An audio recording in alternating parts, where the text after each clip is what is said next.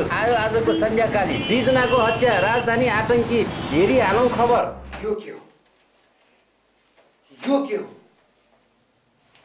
यो के हो? यो के हो र यिनीहरू के हो? हरेक पत्रिकामा त्यही समाचार छापिएको छ। हरेक टिभी च्यानलमा एउटा मात्रै कुरो मुख्य हेडलाइन्स बनेको छ।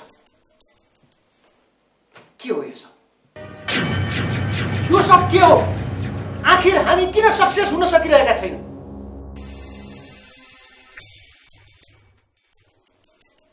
नारी हत्या, व्यक्ति आतंक, यो सब दिन प्रतिदिन किन बढ्दैछ? हामीले नितान्त बुझ्नु जरुरी छ कि हाम्रो दायित्व के हो। आखिर किन आजसम्म हामीले एउटा पनि हत्यारालाई पक्राउ गर्न सकेका छैनौँ? किन पत्ता लगाउन सकेका छैनौँ? माथिबाट प्रेसर आएको आइछ। के भनेर जवाफ दिने? छ हामीसँग कुनै जवाफ? हामीसँग कुनै उत्तर छैन। प्रत्येक हत्यामा एकै किसिमको हतियारको प्रयोग भइरहेको छ।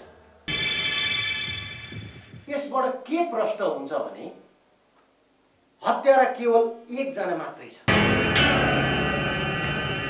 तर यो कसबाट भइरहेको छ? किन भइरहेको छ?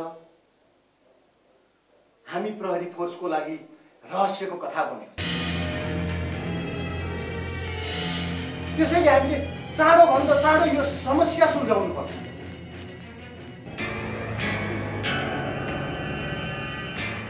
साहब, मन्त्रीजीको फोन छ। साहब, अति जरुरी छ अरे।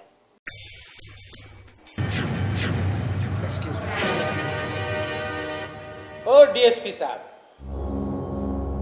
के हुँदैछ यो सहरमा? सर, यसमा हामी एक्टिभली लागिरहेका छौँ। ए लाएर मात्र केही हुँदैन क्या? कहाँ लाउने हो? पहिला हत्यारा पत्ता लगाउनु पर्यो। अनि तिमीहरूको यो पुलिस फोर्स अहिलेसम्म के हेरेर बसेका छन्? जब एउटा हत्यारालाई पत्ता लगाउन नसक्ने गुजुल छ भाइ। हत्यारालाई पत्ता लगाउन हामी पुरापुर कोसिस गरिरहेका छौँ सर, र चाँडै सक्सेस पनि हुन्छ, यो मेरो विश्वास हो। विश्वास र कोसिसले मात्रै केही हुँदैन के रे डीएसपी? काम हुनु पर्यो, काम।